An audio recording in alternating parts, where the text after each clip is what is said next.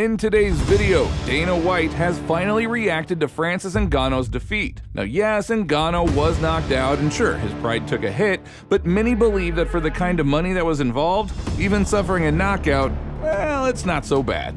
Dana also expressed his dissatisfaction with how Mike Tyson would be fighting Jake Paul at this stage of his life. Don't give a f if he's 55. That's still Mike Tyson. Jesus. Yeah, Mike, that guy can still f you up.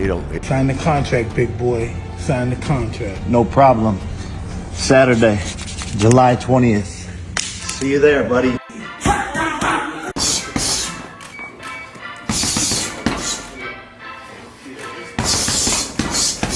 July 20th. Be there. Good boy. Meanwhile, Islam Makhachev has agreed to take on Dustin Poirier, throwing the lightweight division into a whirlwind of excitement and confusion. But amidst the chaos, the prospect of a showdown between Makhachev and Poirier is too enticing to ignore. The question on everyone's mind, if not now, when?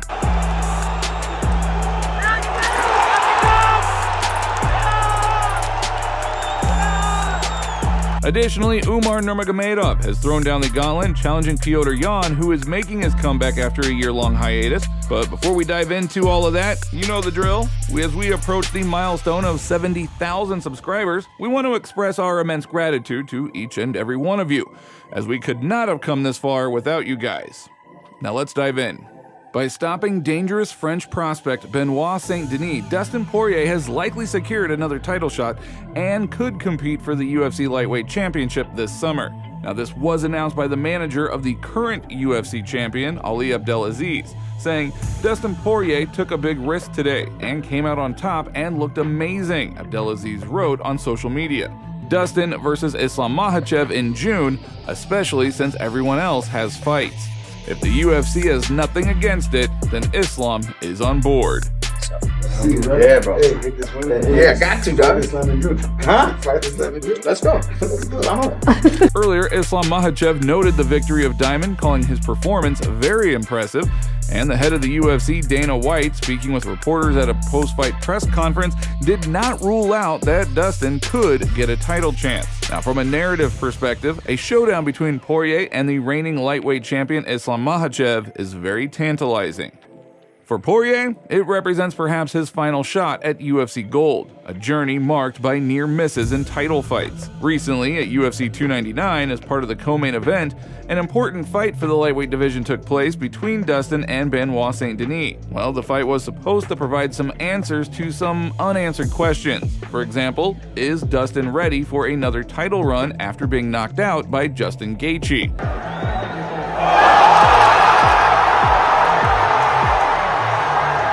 He's gonna get.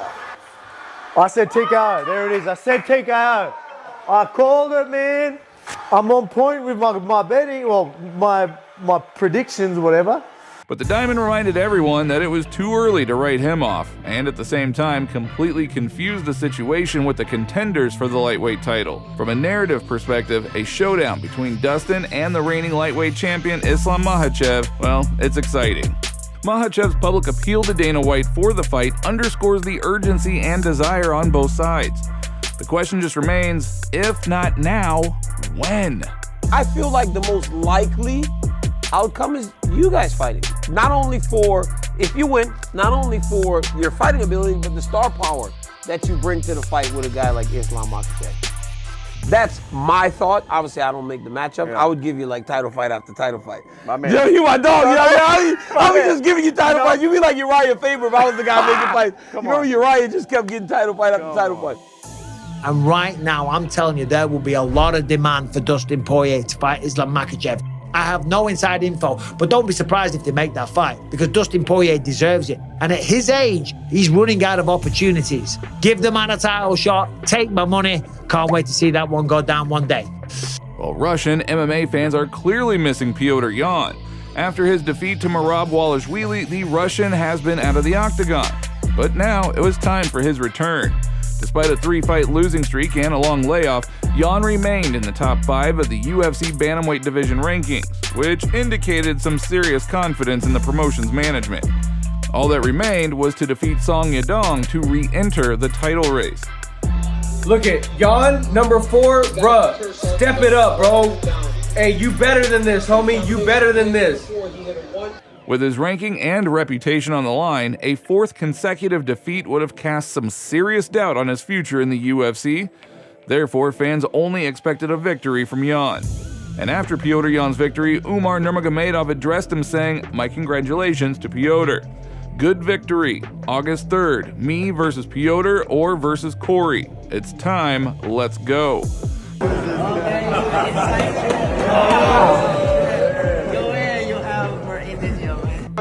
Massively landed by the champion. Chica, you are next. Strong after. I smashed these 2 guys. UFC boss Dana White responded to a question about his thoughts on the crushing defeat of Francis Ngannou, who was knocked out by the former world heavyweight boxing champion Anthony Joshua. Going into the Fury fight, if Fury trained for the fight and didn't show up and, look like he ate Tyson Fury, it's probably the way that fight would have ended too. I mean, listen, the crossover, you know how I feel about crossovers in boxing, and that's how they end. Now, yes, Ngannou was knocked out and his pride suffered, but hey, it was another multi-million-dollar check, and I can guarantee you that will surely brighten up the life of the Predator. According to a sports business journal, Francis earned around $20.4 million in just those 2 partial rounds with Joshua. For 2 fights in the ring, Ngannou would have received about $30 million in total, which is about 8 times more than for his 14 fights in the UFC. I took $600,000 for my last fight in the UFC, as opposed to $5 million that they were offering. Now, over his UFC career, Francis received about $3.5 million. However, for his debut fight in the ring against Tyson Fury, Ngannou received almost 3 times that. The Mirror reported that the Cameroonian's guaranteed fee was $10 million, not including pay-per-view proceeds. So indeed, for that kind of money, even getting knocked out, well, it's not too bad. It was a hard one watching my brother go down like that. But hey, if you're in this combat sports world long enough, that's bound to happen at some point. And it happened. Now, Ngannou's example will definitely make other MMA fighters think that although you can make some decent money in boxing, there is a high chance that you will no longer need that money. However, Ngannou was fortunate. In just 36 minutes inside the ring, he secured his financial future for life. Now, he can focus on building his legacy. He was quite special because he stopped me. He did what Tyson Fury couldn't done, And he wasn't my day, and he's just way better than me today. The upcoming boxing bout between Mike Tyson and Jake Paul has stirred up a lot of controversy in the combat sports world, and Dana White is not holding back his thoughts on the matter. Mike's 60, man. I don't know. What do you guys think about it? Who gives a shit what I think? It's not my fight. I love Mike Tyson, personally as a friend, and he's one of my favorite athletes of all time. I don't know, let's see what he can go in there and put together a training camp and come in and, I don't like to see guys fighting it. Despite the potential financial gains, the matchup has faced a lot of widespread criticism due to the significant age gap between the 2 fighters. Many fans and members of the combat sports community have raised concerns, especially after allegations surfaced that Tyson's picture on the fight poster was taken almost 2 decades ago. The debate over whether this fight is a fair game or exploitation of an aging legend continues to rage on. Now, while some argue that it's all in the spirit of entertainment and spectacle, others believe it's actually kind of disrespectful to Tyson's legacy and could pose some risk to his health. It's not going to be dangerous for Tyson. It will not be dangerous for Tyson because, Tyson's been up in the ring with, monsters.